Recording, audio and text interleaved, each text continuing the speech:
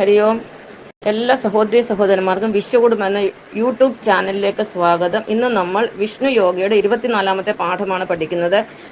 ഇന്ന് 24-ാമത്തെ പാഠത്തിൽ നമ്മൾ ഭഗവാൻ മഹാവിഷ്ണുവിന്റെ 24-ാമത്തെ അവതാരമായ കൽക്കിരാമനെ കുറിച്ചാണ് പഠിക്കുന്നത്. കൽക്കിരാമനെ കുറിച്ച് രണ്ട് വാക്ക്. കൽക്കിരാമൻ എന്ന വ്യക്തി കേരളത്തിൽ പത്തനംതിട്ട ജില്ലയിലാണ് ജനിച്ചത്. 26 വയസ്സ് വരെ അദ്ദേഹം അവിടെ വിദ്യാഭ്യാസമൊക്കെ പൂർത്തിയായി. അതിനുശേഷം തൻ്റെ കർമ്മഭൂമിയായ മഹാരാഷ്ട്രയിൽ എത്തിച്ചേരുകയും 32-ാമത്തെ വയസ്സിൽ പരശുരാമന്റെ പുനർജന്മമായ ഒരു ഗുരുവിനെ കണ്ടെത്തുകയും ആ ഗുരുവിൽ കൂടി ആത്മജ്ഞാനം നേടുകയും ചെയ്ത വ്യക്തിയാണ്, ഒരു വിഷ്ണു യോഗിയാണ് കൽക്കിരാമൻ. കൽക്കിരാമൻ വിവാഹിതനും കുടുംബവും ഒക്കെയുള്ള ആളാണ്. ഇനിയും കൽക്കിയെക്കുറിച്ച് കൂടുതൽ പഠിക്കുന്നതിന് മുമ്പ് നമുക്ക് ഒരു അവതാരത്തിന്റെ പ്രധാനപ്പെട്ട ഗുണങ്ങൾ എന്താണ്, സാധാരണ മനുഷ്യന് ഒരു അവതാരത്തെ ഒരിക്കലും തിരിച്ചറിയാൻ സാധ്യമല്ല. ഏതൊരു അവതാരത്തിനും പൊതുവായിട്ട് 10 ഗുണങ്ങളുണ്ട്. ആ 10 ഗുണങ്ങൾ എന്താണെന്ന് നമുക്ക് നോക്കാം. ഒന്നാമത്തെ ഗുണം ജ്ഞാനമാണ്. ഒരു അവതാരത്തിന് ഈശ്വരനെ കുറിച്ചുള്ള ശരിയായ അറിവുണ്ട്. രണ്ടാമത്തെ പ്രേമമാണ്. ഒരു അവതാരത്തിന് വിശ്വപ്രേമമാണ്. സകല ചരാചരങ്ങളെ ഒരുപോലെ സ്നേഹിക്കുന്ന സ്വഭാവം. അതുപോലെ അവരിൽ നിന്ന് യാതൊന്നും പ്രതീക്ഷിക്കാതെ നിഷ്കളങ്കമായ സ്നേഹം കൊടുക്കാൻ ഒരു അവതാരത്തിന് മാത്രമേ കഴിയൂ. അതുകൊണ്ട് വിശ്വപ്രേമം അഥവാ പ്രേമം ആണ് ഒരു അവതാരത്തിന്റെ രണ്ടാമത്തെ ഗുണം. മൂന്നാമത്തെ ആത്മീയ ശക്തിയാണ്. ഒരു അവതാരത്തിന് ആത്മീയ ശക്തിയുണ്ട്. അത് ഉപയോഗിച്ച് തൻ്റെ അടുത്ത് വരുന്നവർക്ക് രോഗശാന്തി, ജീവിതത്തിലെ സകല പ്രശ്നങ്ങളിൽ നിന്നും മോചനവും അതുവഴി മുക്തിയും കൊടുക്കാൻ കഴിവുള്ളവരാണ്.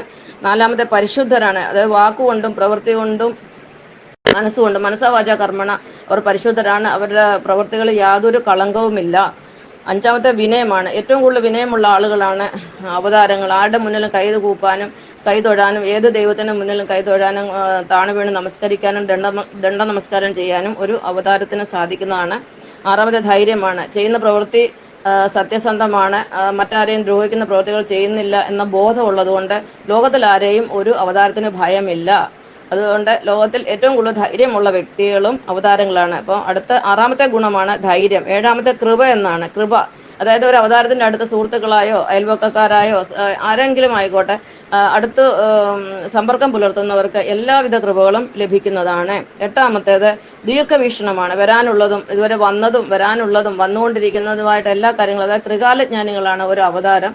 കഴിഞ്ഞത് നടന്നുകൊണ്ടിരിക്കുന്നു വരാൻ പോകുന്നതിനെ കുറിച്ച് കൃത്യമായ ധാരണ ഒരു അവതാരത്തിനുണ്ട്. ഒൻപതാമത്തെ വൈരാഗ്യമാണ്.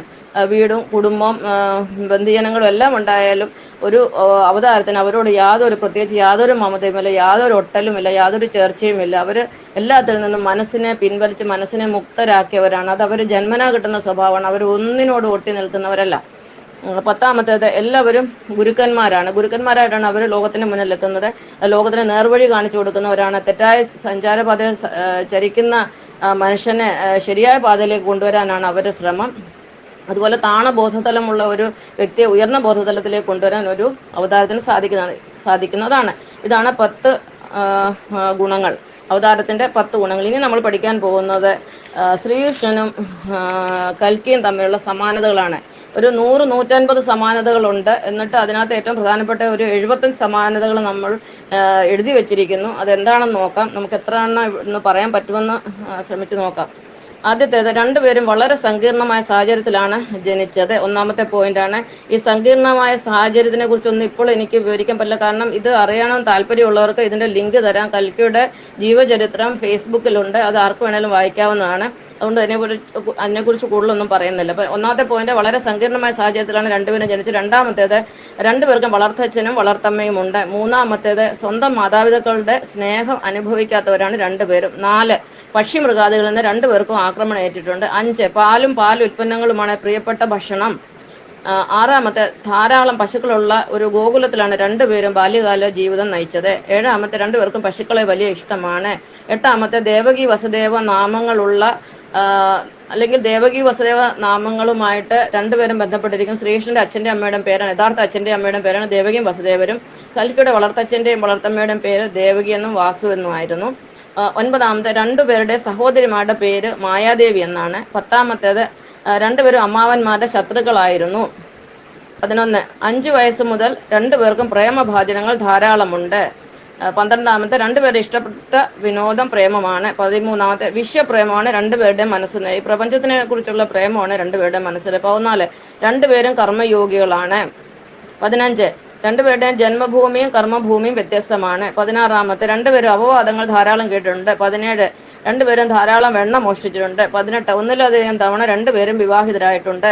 19 രണ്ടുപേരുടെ ഒരു വിവാഹം ഒളിച്ചോട്ടമായിരുന്നു. 20 രണ്ടുപേരും കുലം അഥവാ സമുദായം മാറി വിവാഹം ചെയ്തിട്ടുണ്ട്. 21 മുറപ്പെണ്ണും മുറച്ചെറുക്കനുമായി പ്രണയബന്ധം ഉള്ളവരായിരുന്നു. 22 രണ്ടുപേരും നൃത്തപ്രിയരാണ്, നർത്തകരാണ്. 23 സംഗീതപ്രിയരാണ്. കൽക്കിക്ക് 1965 തൊട്ട് 1985 വരെയുള്ള ഒരു എത്ര സിനിമയുണ്ടോ അതിനകത്തെ എല്ലാ പാട്ടുകളും കാണാപ്പാടെ അറിയാവുന്ന ഒരു വ്യക്തിയാണ്. അപ്പോൾ സംഗീതപ്രിയരാണ്. 24 ആഭരണപ്രിയരാണ്, അണിഞ്ഞൊരുങ്ങി നടക്കുന്നവരാണ്. 25 അലങ്കാരപ്രിയരാണ്. 26 ദീനാനുകമ്പയുള്ളവരാണ്, എല്ലാ ജീവജാലങ്ങളോടും ദീനാനുകമ്പ ഉള്ളവരാണ്, ഭൂതതയുള്ളവരാണെന്ന് അർത്ഥം. 27 രണ്ടുപേർക്കും കുടുംബ സന്താനം ഇവയുള്ളവരാണ്. 28 ഭക്തവത്സലാണ്, ഭക്തന്മാരുമാണ് ഏറ്റവും കൂടുതൽ സ്നേഹമുള്ളത്. 29 പുത്രവത്സലാണ്, പുത്രരോടും സ്നേഹമുണ്ട്, ഭക്തന്മാരോടും പുത്രരോടും ഒക്കെ ഒരേ സ്നേഹം തന്നെയാണ്. 30 ധർമ്മരക്ഷയ്ക്കായി അല്പം കള്ളം പറയണമെന്ന അഭിപ്രായം രണ്ടുപേർക്കും ഉണ്ട്. 31 ആരുടെയും ഹൃദയം മോഷ്ടിക്കാൻ കഴിവുള്ളവരാണ് രണ്ടുപേരും. 32 അഹിംസയാണ് പരമമായ ധർമ്മം എന്നാണ് രണ്ടുപേരുടെയും ചിന്താഗതി, അല്ലെങ്കിൽ അവരുടെ തത്വം അതാണ്, അഹിംസയാണ് പരമമായ ധർമ്മം. എങ്കിലും നമ്മളെ ഉപദ്രവിക്കാൻ വരുന്നവരോട് തിരിഞ്ഞ് ഉപദ്രവിക്കണമെന്നും കൂടെ, അല്ലെങ്കിൽ തിരിഞ്ഞ് നമ്മുടെ പ്രതിഷേധം രേഖപ്പെടുത്തണം. അല്ലാതെ നമ്മൾ ഒരു ജീവിയോടും അങ്ങോട്ട് പോയി അവരെ ഉപദ്രവിക്കാൻ പാടുള്ളതല്ല. അഹിംസയാണ് പരമമായ ധർമ്മം. പക്ഷെ നമ്മളെ അകാരണമായി ഉപദ്രവിക്കാൻ വന്നു കഴിഞ്ഞാൽ നമ്മൾ വെറുതെ ഇരിക്കാനും പാടില്ല. 33 ഗോപികമാർ ധാരാളമുണ്ട്, ഒരുപാട് സുഹൃത്തുക്കളുണ്ട്. കൽക്കിക്ക് ഫേസ്ബുക്കിൽ 50,000-ലധികം സുഹൃത്തുക്കളുണ്ട്. ഇപ്പോൾ രണ്ടുപേർക്കും ഗോപിക ജനങ്ങൾ ധാരാളമുണ്ട്. 34 രണ്ടുപേർക്കും പ്രണയ സാക്ഷാത്കാരമായ രാധമാരുണ്ട്. 34-ാമത്തെ പോയിന്റ്. 35 ഭഗവത്ഗീത രണ്ടുപേരുടെ ജീവിതാനുഭവമാണ്. 36 സത്യത്തിലും ധർമ്മത്തിലും ഉറച്ചു നിൽക്കുന്നവരാണ് രണ്ടുപേരും. 37 ഒരു സാധനയും തപസ്സും ഇല്ലാതെയാണ് അവർ ഈശ്വര സാക്ഷാത്കാരം നേടിയത്.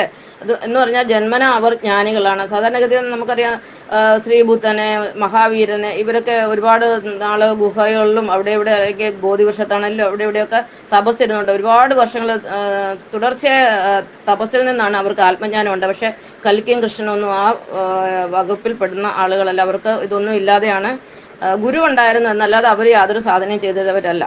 38 രണ്ടുപേരും രാസലീലകൾ അടിത്തിമിർത്തവരാണ്. 39 ആശ്രമമോ അമ്പലമോ അനുയായികളോ ഇല്ലാത്തവരാണ്. കൽക്കി താമസിക്കുന്ന മഹാരാഷ്ട്രയിൽ കൽക്കിയെ ഒരിക്കലും കുടുംബാംഗങ്ങൾക്ക് പോലും കണ്ടെത്താൻ കഴിയില്ല. ഒരു മനുഷ്യർക്കും കൽക്കിയുടെ അടുത്ത് എത്താനേ സാധിക്കുകയില്ല. അത് സമയമാകാതെ ഒരിക്കലും കൽക്കി ഭക്തജനങ്ങളുടെ മുന്നിൽ എത്തുകയില്ല. അത് മിക്കവാറും 2029 ഉണ്ടാവുകയുള്ളൂ. 40 സമുദ്രതീരത്താണ് രണ്ടുപേരുടെയും വാസസ്ഥലം. 41 രണ്ടുപേരും ജ്ഞാനികളും വിജ്ഞാനികളുമാണ്. 42 ധർമ്മത്തെ പുനഃസ്ഥാപിക്കാൻ ആയുധം എടുക്കണമെന്ന അഭിപ്രായക്കാരാണ് രണ്ടുപേരും, അല്ലെങ്കിൽ ആയുധം എടുക്കുന്നവരാണ്. 43 4 ആശ്രമധർമ്മങ്ങളും പാലിച്ചവരാണ് രണ്ടുപേരും, അതായത് ബ്രഹ്മചര്യാശ്രമം, ഗൃഹസ്ഥാശ്രമം, വാനപ്രസ്ഥാശ്രമം, സന്യാസാശ്രമം. 45 പ്രേമത്തിൽ രണ്ടുപേരെയും വെല്ലാൻ ഭൂമിയിൽ ആരുമില്ല. 46 രണ്ടുപേരും വിഷ്ണു യോഗികളാണ്. 47 സത്യം എവിടെയുണ്ടോ അവിടെ രണ്ടുപേരുമുണ്ട്. 48 രണ്ടുപേരും എവിടെയുണ്ടോ അവിടെ ധർമ്മമുണ്ട്. 49 കർമ്മഫലത്യാഗമാണ് ഈശ്വര സാക്ഷാത്കാരം എന്ന് ജീവിതത്തിൽ കൂടെ തെളിയിച്ചവരാണ് രണ്ടുപേരും. അതായത് നമുക്ക് ആത്മസാക്ഷാത്കാരം കിട്ടണമെങ്കിൽ കർമ്മഫലത്യാഗം ചെയ്യണം, കർമ്മത്തിന്റെ ഫലത്തെ ഉപേക്ഷിച്ചിട്ട് ജോലി ചെയ്യണം, കർമ്മം ചെയ്യണമെന്നാണ് കർമ്മഫലത്യാഗത്തിന്റെ അർത്ഥം. അതുപോലെ 50 രണ്ടുപേരും ഭൂമിയിൽ ജന്മം എടുത്തോ അപ്പോഴെല്ലാം ആസുരിക ശക്തി പ്രാപിച്ചിട്ടുണ്ട്, അസുരന്മാർ ശക്തി പ്രാപിച്ചിട്ടുണ്ട്. അതിന്റെ ഏറ്റവും വലിയ ഉദാഹരണമാണ് 1963 കൽക്കി രാമൻ ജനിക്കുന്ന. 64 തൊട്ട് മാർക്സിസ്റ്റ്, അതിനുശേഷം നക്സലൈറ്റ്, മാവോയിസ്റ്റ്, പിന്നീട് തീവ്രവാദികളെ, അങ്ങനെ ഒരുപാട് LTT, ഇങ്ങനെ ധാരാളം തീവ്രവാദ ഗ്രൂപ്പുകൾ ലോകത്തുണ്ടായി. 50-ാമത്തേത് ആസുര ശക്തികൾ ശക്തി പ്രാപിച്ചു. അതേസമയം ദൈവിക ശക്തികളും ശക്തി പ്രാപിച്ചിട്ടുണ്ട്. അതിന്റെ ഉദാഹരണമാണ് 51 രണ്ടുപേരും ഭൂമിയിൽ അവതരിച്ചതിന് ശേഷം ധാരാളം സന്യാസികളെ, ആത്മീയ ഗുരുക്കന്മാരെ, യോഗികളെ, അവതാരങ്ങളെ, സുവിശേഷകന്മാരെ, ജ്ഞാനികളെ എന്നിവരും കൂടെ ജന്മമെടുത്തിട്ടുണ്ട്. അതുപോലെ ഒരുപാട് ഗന്ധർവന്മാര്, പാട്ടുകാര്, നർത്തകര്, കിന്നരന്മാര് എല്ലാവരും ഭൂമിയിൽ എത്തിയിട്ടുണ്ട്. അതായത് ഈ പ്രപഞ്ചത്തിൽ അല്ലെങ്കിൽ ഭൂമിയിൽ എത്രമാത്രം മനുഷ്യർ ഇതിനു മുന്നുണ്ടായിരുന്നു അവരെല്ലാം പുനർജന്മമായിട്ട് സകല മനുഷ്യർ ഈ ഭൂമിയിൽ നിന്ന് ജന്മം എടുത്തിട്ടുണ്ട്. 1000 കോടി മനുഷ്യരെന്ന് പറയുന്നത് പണ്ട് കാലം തൊട്ട് ഇന്ന് വരെ എത്ര മനുഷ്യർ ഈ ലോകത്തുണ്ട്, അവരുടെ എല്ലാം പുനർജന്മങ്ങളാണ് ഇന്ന് നാം കാണുന്ന ഓരോ മനുഷ്യരും. 52 രണ്ടുപേരും ഭക്തന്മാരുടെ ദാസരാണ്. 53 പാത്രം അറിഞ്ഞ് രണ്ടുപേരും ദാനം ചെയ്യുകയുള്ളൂ. 54 ലോകത്തെയാണ് രണ്ടുപേരും ഈശ്വരനായി കാണുന്നത്. അതായത് രണ്ടുപേരും കണ്ണടച്ചു കഴിഞ്ഞാൽ ലോകത്തിനെ കാണാം. മനുഷ്യന് ഈശ്വരൻ വലുത്, ഈശ്വരന് മനുഷ്യര് വലുത്. അപ്പൊ മനുഷ്യരുടെ നന്മയ്ക്കായിട്ടാണ് ഓരോ അവതാരവും വരുന്നത്. 55 രണ്ടുപേരും ഗൃഹസ്ഥരാണ്, സന്യാസികളല്ല. 56 രണ്ടുപേർക്കും ഗുരുക്കന്മാരുണ്ട്. ശ്രീകൃഷ്ണൻ സന്ദീപനി മഹർഷിയും കൽക്കിക്ക് പരശുരാമന്റെ പുനർജന്മമായ ഗുരുവും. 57 സർവ്വചരാചരങ്ങളെ ഒരുപോലെ കാണുന്നവരാണ് രണ്ടുപേരും. 58 ജീവാത്മാവും പരമാത്മാവും പരാശക്തി ഇവർ തന്നെയാണ്.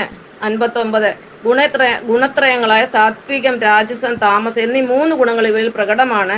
അതോടൊപ്പം തന്നെ ഇതിനെ മൂന്നിന്റെയും മുകളിൽ നിൽക്കുന്ന തുരീയ ഗുണം എന്നൊരു ഗുണം കൂടി ഇവർക്കുണ്ട്. അതും സാധാരണ മനുഷ്യന് അറിയില്ല. സാധാരണ മനുഷ്യന് അസുരഗുണം ഏതാ, ദേവഗുണം ഏതാ, ഇതൊന്നും തിരിച്ചറിയില്ല. സാത്വികൻ ആരാ, താമസൻ ആരാ, രാജസൻ ആരാ, ഇതൊന്നും അറിയില്ല. പിന്നെ ഇവിടെ തുരീയ ഗുണം അറിയാൻ പറ്റുന്നത്. അപ്പോൾ ഈ തുരീയ ഗുണം ഇവർ തന്നെയാണ്. 60 ജനങ്ങളെല്ലാം എല്ലാ വിധത്തിലും ഇവരുടെ മാർഗങ്ങൾ സ്വീകരിക്കുന്നു. ഒരു അവതാരം ഭൂമിയിൽ ജന്മം എടുക്കുക, ഈ അവതാരം ഏതൊക്കെ വഴിയിൽ കൂടെ സഞ്ചരിച്ചു ആ വഴിയിൽ കൂടെ തന്നെ ലോകം പുറകെ പോകും. അതായത് ഒരു അവതാരം എപ്പോഴും ലോകത്തിനെക്കാട്ടി 20 വർഷം മുന്നേ സഞ്ചരിക്കുന്ന ഒരാളാണ്. അപ്പോൾ മറ്റുള്ളവർ പുറകെ ഓടി വരുമ്പോഴത്തേക്കിന് സമയമെടുക്കും. അപ്പോൾ കാലഘട്ടത്തിന് മുന്നേ സഞ്ചരിക്കുന്നവരാണ് യോഗികൾ. അത് ഗീതയിൽ പറഞ്ഞിട്ടുണ്ട് ഭഗവാൻ കൃത്യമായിട്ട്. യദ്യതാ ജരതി ശ്രേഷ്ഠ തത്വദേവേദരോചന സയൽ പ്രമാണം കുരുതേ ലോകസ്ഥത അനുവർത്തതേ. ശ്രേഷ്ഠനായുള്ളവൻ അല്ലെങ്കിൽ ഒരു യോഗിയായിട്ടുള്ളവൻ ഭൂമിയിൽ ജന്മം എടുക്കുമ്പോൾ ആ ആൾ ഏതൊക്കെ വഴിയിൽ കൂടെ സഞ്ചരിച്ചോ ലോകം അതേ വഴിയിൽ കൂടെ സഞ്ചരിക്കും. അതാണ് മുന്നേ ഗമിക്കുന്ന ഗോവ് തന്റെ പിമ്പേ ഗമിക്കും ബഹുഗോക്കളെല്ലാം എന്നാണ്. അത് ആത്യന്തികമായിട്ട് അല്ലെങ്കിൽ അടിസ്ഥാനപരമായിട്ട് മനുഷ്യരെല്ലാം ഒന്ന് തന്നെയാണ്. അപ്പോൾ ഏതോ മനുഷ്യനാണോ ശ്രേഷ്ഠനായിട്ട് ഇവിടെ ഉള്ളത്, ആ ആൾ ഏതൊക്കെ വഴിയിൽ കൂടെ സഞ്ചരിക്കുമോ ലോകം അത് തന്നെ ആ വഴിയിൽ കൂടെ തന്നെ സഞ്ചരിച്ചുകൊണ്ടേയിരിക്കും. 61 കാമവും കാമദേവന് രതിയും മദ്യവും മദിരാശ്യം എല്ലാം ഇവർക്ക് അനുഭവമാണ്. അതെല്ലാം ഇവർ തന്നെയാണ്. 62 യോഗികളായതിനാൽ കർത്തവ്യ കർമ്മമായി ഇവർക്ക് യാതൊന്നും തന്നില്ല. ഇവർക്ക് പ്രത്യേകിച്ച് യാതൊരു കർത്തവ്യവുമില്ല. അതും ഗീതയിൽ ഭഗവാൻ കൃത്യമായി പറഞ്ഞിട്ടുണ്ട്. നമേ പാർത്ഥാസ്തി കർത്തവ്യം ത്രിഷു ലോകേഷു കിഞ്ചന നാനോ വ്യാപ്തം അവാപ്തവ്യോ വർത്തമേവച്ച കർമ്മണി. പാർത്ഥ, എനിക്ക് കർത്തവ്യകർമ്മമായിട്ട് യാതൊന്നും തന്നെയില്ല, എന്നിട്ടും ഞാൻ ഇപ്പോഴും കർമ്മം ചെയ്തുകൊണ്ടിരിക്കുക. അതാണ് കൽക്കിയുടെ അവസ്ഥ. ഒരു കർത്തവ്യവുമില്ല, എന്നിട്ടും കൽക്കി ശമ്പളം വാങ്ങിച്ച് ജോലി ചെയ്യുന്നുണ്ട്. 63 വിഗ്രഹാരാധനയിൽ താല്പര്യമില്ലാത്തവരാണ് രണ്ടുപേർക്കും വിഗ്രഹാരാധനയിൽ യാതൊരു താല്പര്യമില്ല. അതും ഭഗവത്ഗീതയിൽ കൃത്യമായി വർണ്ണിച്ചിട്ടുണ്ട്. അവ്യക്തം വ്യക്തമാപന്യം മന്വന്തേ മമ ബുദ്ധയ പരംഭാവം അജാനന്ദോ മമ ഭൂത മഹേശ്വരം. അതായത് എൻ്റെ പരമമായ തത്വത്തെ അറിയാത്ത മൂഢന്മാരെ എന്നെ വിഗ്രഹങ്ങളിലൊക്കെ അല്ലെങ്കിൽ ഒരു ശരീരം എടുത്ത ഒരാളായിട്ട് കാണുന്നു എന്ന്, അത് വിഗ്രഹങ്ങളിൽ കാണുന്നത്, വിഗ്രഹ പ്രതിമാദികളിലെ മൂഢരായ മനുഷ്യർ എന്നെ കാണുന്നു എന്നാണ് ഭഗവാൻ പറഞ്ഞത്. അല്ലാതെ എൻ്റെ വ്യക്തമായ രൂപം എന്ന് പറഞ്ഞാൽ ഊർജ്ജ രൂപമാണ്. ഭഗവാന്റെ രൂപം എന്ന് പറയുന്നത് ഊർജ്ജ രൂപമാണ്. ഭഗവാൻ ഊർജ്ജരൂപിയാണ്. ഭഗവാൻ എല്ലാവരിലും ഊർജ്ജമായിട്ടാണ് ഇരിക്കുന്നത്. അപ്പോൾ അങ്ങനെയുള്ള ഭഗവാനെ വിഗ്രഹങ്ങളിൽ കാണുന്ന മനുഷ്യൻ മൂഢനാണെന്നാണ് ഭഗവാൻ പറയുന്നത്. 64 എല്ലാ ആഗ്രഹവും സഫലമാക്കിയവരുണ്ട്. രണ്ടുപേരുടെ ജീവിതത്തിൽ യാതൊരു ആഗ്രഹം എല്ലാം സഫലമായി. ഏത് സമയത്തും ഈ ലോകം അവസാനിച്ചാലും പോകാൻ റെഡി ആയിരിക്കുന്ന ആളുകളാണ് രണ്ടുപേരും. 65 ഇവർ എല്ലാവരുടെയും സുഹൃത്തും വഴികാട്ടിയും അച്ഛനും അമ്മയും സഹോദരനും സഹോദരിയും പിതാമഹനും പിതാമഹിയും കാമുകനും കാമുകിയും എല്ലാം ആകുന്നു. അതായത് ഒരു അവതാരത്തെ നമ്മൾ എങ്ങനെ കാണുന്നു അതേപോലെ തന്നെ അവർ പ്രതികരിക്കും. അമ്മയായിട്ട് കണ്ട അമ്മ, അച്ഛനായിട്ട് കണ്ട അച്ഛന്, മുത്തശ്ശനെങ്കിൽ മുത്തശ്ശൻ, മുത്തശ്ശിയെങ്കിൽ മുത്തശ്ശി, ചേച്ചി, ചേട്ടൻ, അല്ലെ കാമുകൻ, കാമുകി, ഏത് രീതിയിൽ അവരെ കാണുന്നവർ ആ രീതിയിൽ പ്രവർത്തിക്കുക. അവർക്ക് തന്നെ ഒരു ബുദ്ധിമുട്ടും ഇല്ല. ഒരു ഭാവത്തിൽ നിന്ന് മറ്റൊരു ഭാവത്തിലോട്ട് മാറാം. സെക്കൻഡ് കൊണ്ട് ഒരു ചാനലിൽ നിന്ന് മറ്റൊരു ചാനലിലേക്ക് ഷിഫ്റ്റ് ചെയ്യുന്നത് പോലെ സെക്കൻഡ് കൊണ്ട് അവർക്ക് അവരുടെ ഭാവങ്ങളും മിന്നി മാറി അവർക്ക് മൂഡ് ഓഫ് വരില്ല, ഒന്നും വരില്ല. അവർക്ക് ഏത് രൂപവും പെട്ടെന്ന് ഏത് ഭാവത്തിലോട്ടും പെട്ടെന്ന് ഷിഫ്റ്റ് ചെയ്യാൻ പറ്റും. 66 സ്വധർമ്മമാണ് പരമമായ ധർമ്മം എന്ന ആദർശമാണ് രണ്ടുപേർക്കും. സ്വധർമ്മമാണ് മറ്റുള്ളവരുടെ കാര്യങ്ങൾ നോക്കുന്നതിനേക്കാൾ ഏറ്റവും വലുത് അവനവന്റെ സ്വന്തം കാര്യം നന്നായി നോക്കുന്നതാണ്, കൃത്യമായി നോക്കുന്നതാണ്. കഴിയുന്നത്ര മറ്റുള്ളവരുടെ കാര്യത്തിൽ ഇടപെടാതെ അവനവന്റെ കാര്യങ്ങൾ ഭംഗിയായി നോക്കുക. അതായത് അവനവന്റെ കണ്ണിലെ തടിയെടുത്തിട്ട് വേണം മറ്റുള്ളവരുടെ കണ്ണിലെ പൊടിയെടുക്കാൻ. ആ തത്വമാണ് രണ്ടുപേർക്കും. യേശുക്രിസ്തു അത് തന്നെയാണ് പറഞ്ഞിരിക്കുന്നത്. അപ്പോൾ മറ്റുള്ളവരുടെ കാര്യത്തിൽ ഇടപെട്ട് അവരുടെ കാര്യം നോക്കി നടക്കുന്നതിനേക്കാൾ ഏറ്റവും നല്ലത് സ്വന്തം കാര്യം നോക്കുക. മറ്റുള്ളവരെ അവരുടെ സ്വന്തം കാര്യം നോക്കാൻ പരിശീലിപ്പിക്കണം. 67 പ്രപഞ്ചത്തിൽ ഏതൊരു വസ്തുവിൻ്റെയും പേര് ഇവർക്ക് നന്നായി യോജിക്കും. ഈ കാണുന്ന മനുഷ്യരെല്ലാം അതായത് ഒരു അവതാരം തന്നെയാണ്. അവർക്കറിയാം ഈ കാണുന്ന 1000 കോടി മനുഷ്യർ അവർ തന്നെയാണ്, അവരെ പോലെ തന്നെയാണ് സകല മനുഷ്യരും എന്നറിയാം. സ്വഭാവത്തിലൊക്കെ അല്പസ്വല്പം മാറ്റം ഉണ്ടെന്നല്ലാതെ, അതുകൊണ്ട് ആരുടെ പേര് ഇട്ട് അവരെ വിളിച്ചാലും അവർക്ക് യാതൊരു പ്രശ്നവും, എല്ലാ പേരും അവർക്ക് ചേരും. 68 ഫലേച്ഛ കൂടാതെ കർമ്മം ചെയ്യാനാണ് ഇവർ ലോകത്തെ പഠിപ്പിക്കുന്നത്. നമ്മൾ കർമ്മം ചെയ്യണം, പക്ഷെ അതിനകത്ത് നമ്മൾ എനിക്ക് ഇന്ന കർമ്മം ചെയ്താൽ ഇന്ന ഫലം എനിക്ക് വേണം, എനിക്ക് പൈസ കിട്ടി അല്ലെ എൻ്റെ ഫലം കിട്ടിയേ പറ്റുമെന്ന് പറഞ്ഞ് നമ്മൾ കർമ്മം ചെയ്തുകൊണ്ടേ ഇരിക്കുക, ഫലം തന്നെത്താനെ വന്നു ചേർന്നോളൂ. 69 ഭക്തന്റെ രക്ഷയും ദുഷ്ടന്മാരുടെ ശിക്ഷ അല്ലെ ദുഷ്ടന്മാരെ നിഗ്രഹിക്കുക, ധർമ്മത്തെ പുനഃസ്ഥാപിക്കുക, ലോക അവസാനിക്കുക, യുഗം അവസാനിപ്പിക്കുക. ഇതാണ് ഒരു അവതാരത്തിന്റെ അല്ലെങ്കിൽ ഒരു അവതാരത്തിന്റെ ലക്ഷ്യം. അപ്പൊ കൃഷ്ണന്റെയും കൽക്കിയുടെയും ലക്ഷ്യം ഇത് തന്നെയാണ്, ഭക്തന്റെ രക്ഷ. അതായത് ഭക്തന്മാരെ രക്ഷിക്കുക, പരിത്രാണായ സാധുവിന് ദുഷ്ടന്മാരെ നിഗ്രഹിക്കുക, അതുപോലെ ധർമ്മത്തെ പുനഃസ്ഥാപിക്കുക, യുഗത്തെ അവസാനിപ്പിക്കുക. ഇതാണ് രണ്ടുപേരുടെ ലക്ഷ്യം.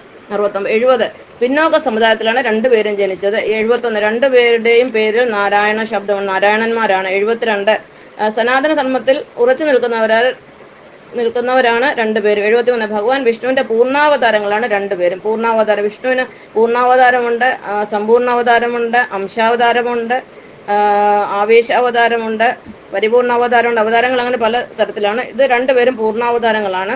74 ആധ്യാത്മികതയും ഭൗതികയും ഒരുപോലെ മുന്നോട്ട് കൊണ്ടുവന്നവരാണ്. അവർക്ക് രണ്ടും ആധ്യാത്മിക ഭൗതികം എന്ന് പറഞ്ഞ വ്യത്യാസങ്ങളോ അതിർവരമ്പുകളൊന്നുമില്ല, രണ്ടും ഒരുപോലെ കൊണ്ടുപോകാൻ കഴിയുന്നവരാണ് കൃഷ്ണനും കൽക്കിയും. 75 രണ്ടുപേരുടെയും അവസാനത്തോടുകൂടി യുഗം അവസാനിക്കുകയാണ്.